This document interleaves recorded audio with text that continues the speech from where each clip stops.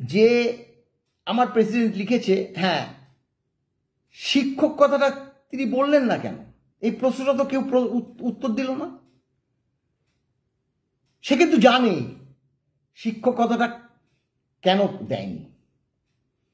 দেখুন, শিক্ষক কথাটা দেয়নি আমরা কিন্তু অনেককে প্রকাশ্যে বলিনি, অনেকে জানতে চেয়েছে যে আপনারা তো সরকারি কর্মচারী, খোদ সরকারি কর্মচারীর মামলা, এখানে আমরা কি ডিএ পাবো?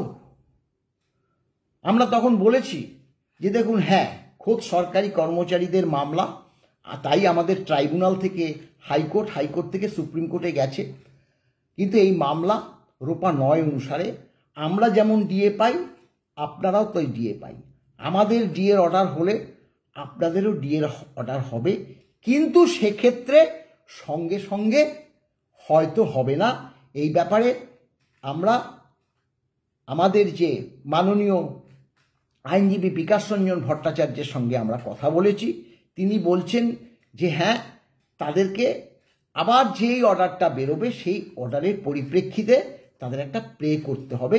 তারা তো একদম সরাসরি হাইকোর্টে আসতে পারবে, হাইকোর্ট নিশ্চয়ই তাদের সেই মান্যতা দেবে, কারণ রোপা ৯ অনুসারে যেহেতু তারা ডিএটা পায়।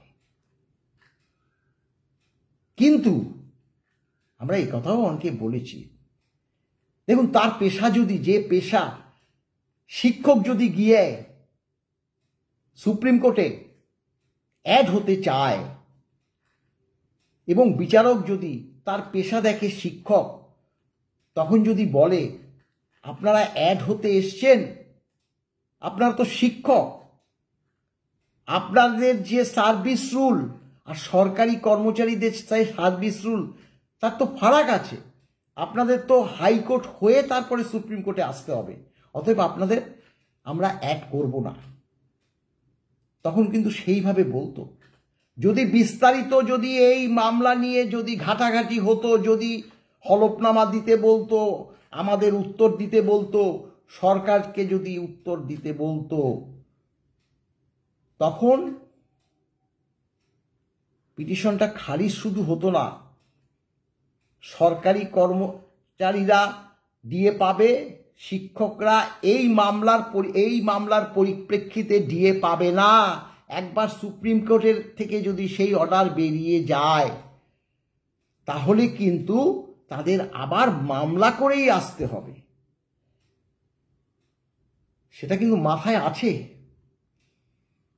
তার জন্য তিনি শিক্ষক কথাটা বলেনি, আবার তাকেই মামলা করতে হবে, সরকারি কর্মচারী তো আছে। তার যদি অতই দরদি হতো, যৌথ সংগ্রামী মঞ্চ থেকে ডিএর আদেশনামা বার করে আনবে সুপ্রিম কোর্ট থেকে, তাহলে একজন সরকারি কর্মচারী দিয়ে মামলাটা করাতে পারত। তাহলে তার নামটা কেন পুট হলো? কেন পুট হলো? তিনি কেন বলল যে working as a convener of the সংগ্রামী যৌথ মঞ্চ? কেন বলল না যায় আমি একজন শিক্ষক? সেই কারণে তো বলেছে। এটা তো সাপ্রেস করা।